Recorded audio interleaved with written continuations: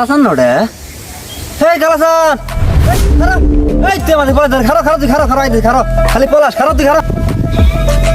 চাচা ভালো আছেন তাহলে না? থতর পালা